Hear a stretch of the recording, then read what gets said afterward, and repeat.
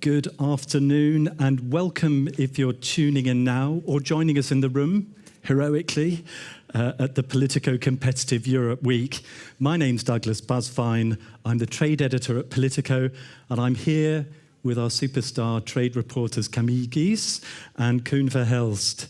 Well, we've had a fascinating day of debate and discussion here at Competitive Europe Week, and as the last speakers to take the stage, it's our job to keep it light and breezy, right? We don't want to keep those of you who've stayed the course away from our happy hour reception, which happens directly afterwards. So we'll jump right in and kick off a little short fireside chat with the trade team. So on this occasion, I'm going to go first with Koen, if I may.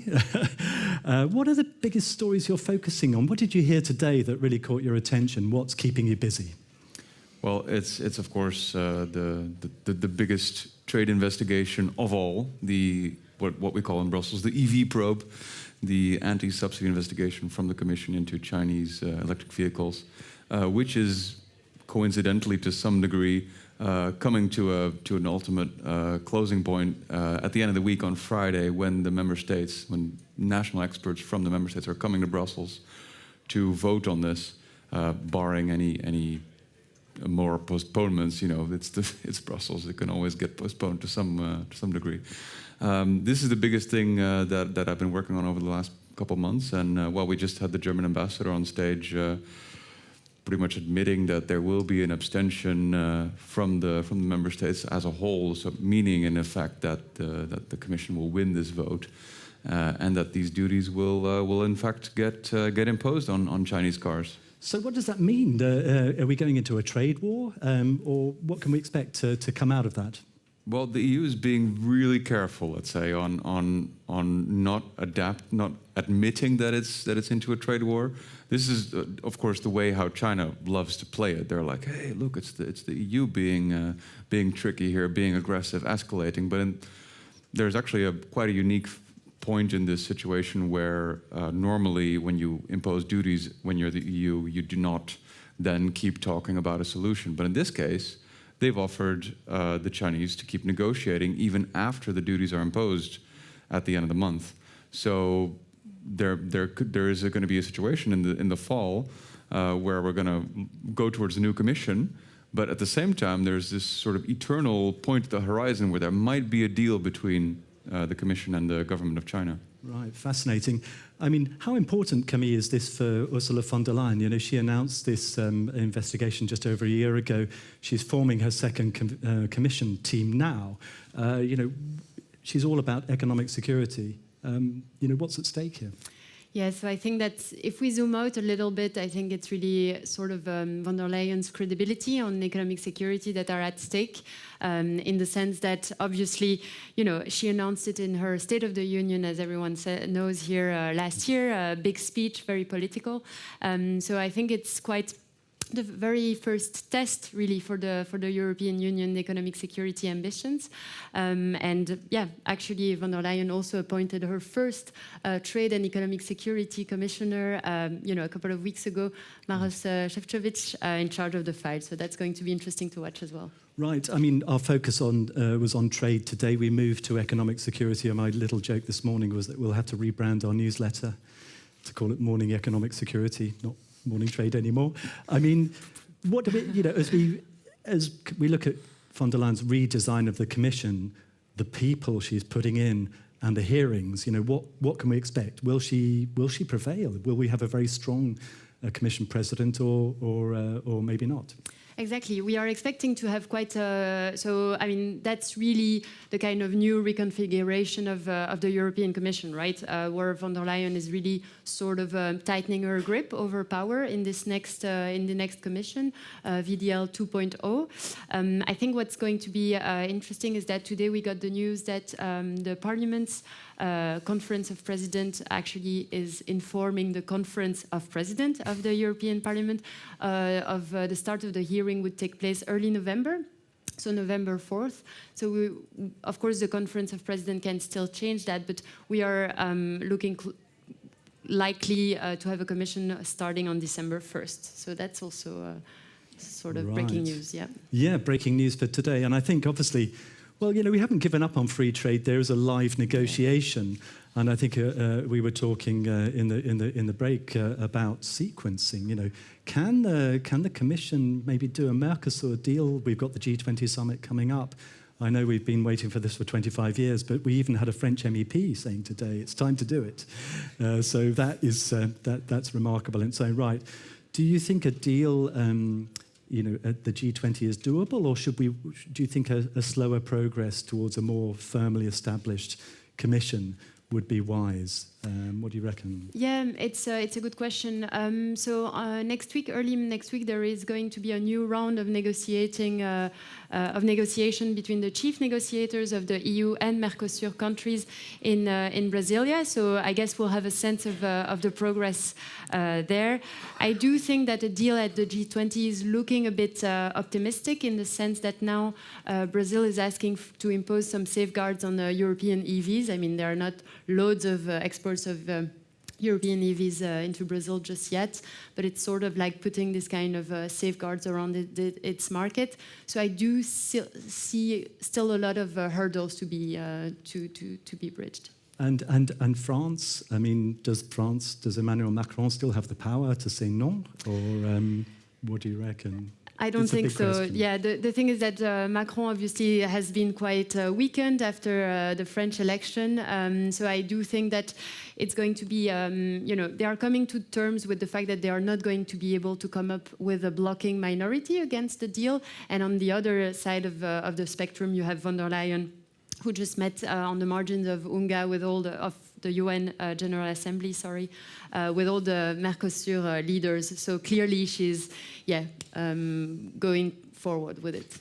All right. We had some interesting takeaways from your panel. I mean, sitting and listening, I heard some discussions about Europe's extraterritorial regulation, and that's sort of welcome as long as it's not sort of exported in a protectionist spirit. I mean, what was your takeaway from the discussion there? Well, I found it really interesting that what the ambassador said, that, well, of course, behind the scenes, we all think, oh, everything is connected. But he's very explicit on saying, well, let's do this deal, and then we will have like diplomatic talks on how to work out our differences on a thing like the deforestation regulation, which is going to impact Brazil quite a lot. And this is also what ties into what Camille brought up about the EV safeguards that Brazil wants to have. You can easily put everything in the trade negotiations, but if you overload it too much, you might again be sitting here again, next year and saying like, well, there's another G20 in South Africa. Shall we do a Mercosur deal? So I can understand that like from their perspective, they're also like, let's not make it too complicated. Let's just get this deal done, and then we figure out where we go with the deforestation regulation, because a government like Brazil has been doing a lot of things domestically to ensure that there is less deforestation, there's less illegal deforestation, and they're saying, well, listen, you got to like recognize our efforts here. You can't just like sit in Brussels behind a desk and say, okay, well, this is how we roughly think deforestation should work. So I get that he wants to, separate these tracks, as he called it. All right. Well, I guess one of the other great questions that's going to be preoccupying us in the weeks and months ahead is the US presidential election. We can expect a binary outcome. We had a visit recently by a senior editor in the US, and he said it's like an episode of The Simpsons. You can either win a washing machine. It's a game show. You can either win a washing machine, or you can win a box with a question mark on it. What's in this box? Well, Donald Trump is the washing machine. You know what you're getting. But the box, that's Kamala Harris. We're not so sure what we're going to get. I mean, how do you go about this in your reporting? What are people saying? And how is Europe or the Brussels bubble thinking about how to deal with these binary outcomes? Yeah, it's an interesting question, because whoever you ask in Brussels about what to expect of Kamala Harris's approach to trade policy, the buzzword is really continuity. And so I'm talking to all my sources here. If you can just come up with something else, I'd be very grateful. No, but so tonight there is the vice presidential debate between J.D. Vance and Tim Walz. So that's also going to be quite interesting to watch. For the most committed among you, it's at 3 a.m. CET. I'm not going to be watching, but in any case, I think what's going to be interesting is also the difference between Tim Walz kind of still, keeping it on the down low when it comes to trade policy on the campaign trail, while at the same time Donald Trump and J.D. Vance and the Republican camp are quite vocal about the tariff and imposing tariffs across the board, either 10 to 20% on all imports, going up to 60% when it comes to Chinese goods. So yeah, I think it's, at the end of the day, it's to protect American industry, but I think it's going to be interesting to watch how it plays out. Yeah. I mean, Koen, you're Dutch. It's been quite interesting, I think, to observe the behaviour of the Dutch government, the new one. I tend to think of the Netherlands with ASML, this big chip equipment manufacturing company, as a sort of offshore sort of production platform for the US tech industry. I mean, how is that playing out? Would you expect Washington to sort of lean on individual countries in the EU, like the Netherlands, to sort of toe the line and play along with their agenda, their tougher agenda? No, absolutely. I mean, this is exactly what they've been doing for the last couple of years, right? When it comes to chip manufacturing equipment, I mean, the worries that the US has on Chinese, let's say, acquisition of this kind of technology is, it plays out in a very bilateral way.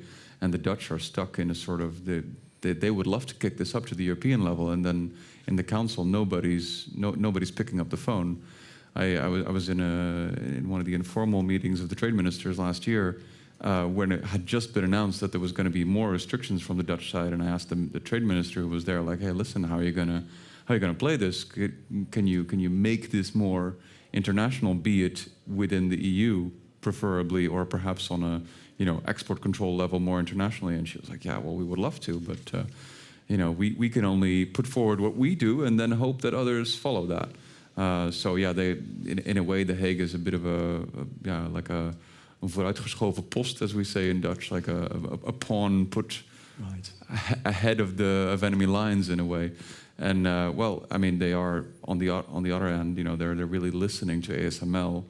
When they come knocking in The Hague and say, look, we have not enough space to expand, we don't have enough people that we can hire, we want to expand, but if we can't do it here, we go to to France. Mm-hmm. Then they're not going to go to China. I guess that would be against the whole grain. No, but so and then the Dutch government, whether it's the current one, which is hard right, or the previous one, they listen and they're like, okay, well, we got to keep this most valuable tech company in Europe. We got to keep it within our borders. Right.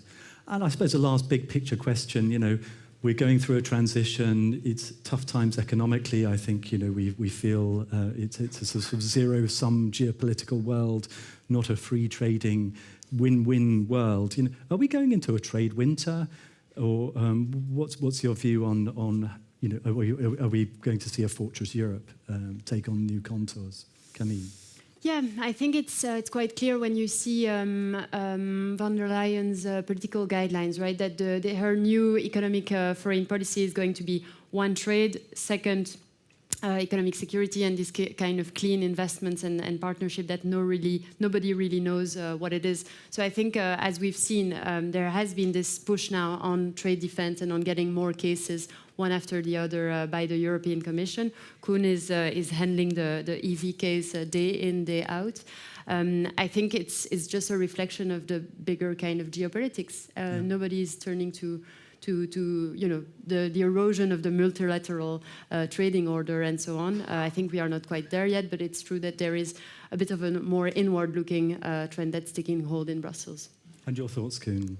Yeah, trade is becoming, instead of like a goal, more of a tool, right? To figure out how can we entice trade partners to let's say align more with us politically, whether it's on Russia's war against Ukraine or against China in the case of Taiwan, for instance. So this is going to play more and more of a role, and that's I mean, we see that with suddenly everybody's interested in what is a very nerdy topic of trade defense, which is this this anti-subsidy case in electric vehicles. I mean, I didn't even know about this 2 years ago myself, and here we are. Everybody's talking about it, including member state media. So it's only going to get hotter in the kitchen from here on out.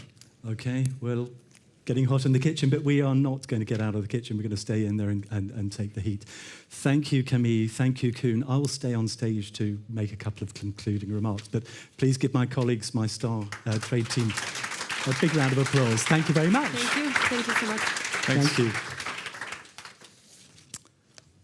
Thank you. All right, I'll stand up for this little bit, last bit. So just a few concluding remarks. I mean, I found today's discussion, particularly this afternoon, particularly enjoyable. It was quite newsy, as we've discussed on the Stuart Lau's China panel. Ambassador Klaus of Germany made some interesting remarks. He's made it pretty clear that Germany opposes these electric vehicle duties, but clearly lacks the vote. So he's expecting a rerun of the vote in July, in which a lot of countries abstained, which in fact means they supported the duties. So we expect the duties to go through if the vote is held on Friday. But negotiations will continue. We don't want to frighten the horses in Beijing, and maybe there's an off-ramp at a later date. I was also intrigued, as I say, to hear Marie-Pierre Le Vedrenne saying, quote, we need to go for it on Mercosur, which I think is, even for a liberal French politician, is quite a remarkable statement. And, we're following, although it's been 25 years in the making, people have had entire careers and retired with a Mercosur deal not yet done. We are watching this one very closely, and I think it's a very important target for Ursula von der Leyen. In our view, she can do a deal. What happens afterwards in the Council, what happens afterwards in the Parliament is another matter. And then listening into the autos debate moderated by my excellent colleague Jan Cienski, that is a pretty high bill that the European car industry is going to have to foot to meet the emission standards that will kick in next year. 15 billion euros, says Luca De Meo of Renault. You are going to pay that one way or another. Either you discount your sales of electric vehicles, you have to reduce your sales of your profitable combustion engine vehicles, or you're having to pay off buy credits, emissions credits elsewhere. So lots and lots of interesting takeaways, newsy. So I hope you enjoyed that. Just to wrap up, the first day of Politico's Competitive Europe Week is coming to a close. We'd like to thank all our speakers, of course, and thank our partners for making the summit possible. Our leading partners are ASEA, Booking.com, FPIA, and Google. Our presenting partners are ExxonMobil, Microsoft, Santander, and Vodafone. Our knowledge partner is McKinsey Global Institute. The visibility partners are the German Council on Foreign Relations and the German Marshall Fund. And now this is the most important announcement. A happy hour reception will take place about now, I would say, from 5:35 to 6:45 p.m. in the main networking room. Hope to see you there, and thank you for your participation today. And finally, we will resume sessions tomorrow morning, focusing on economic security, the new title for our newsletter, and the investments needed to achieve that. And on Thursday, there will be a dedicated stream on technology and AI. So once again, thank you very much. Have a wonderful evening and a great networking. And please give yourselves a round of applause to sticking it out until the end. Thank you. Thank you.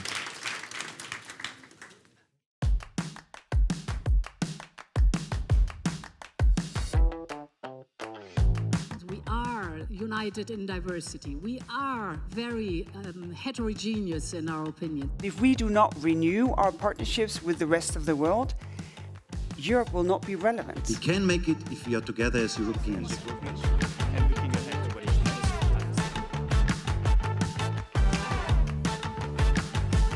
Do you genuinely believe that countries will manage to reach these very ambitious targets?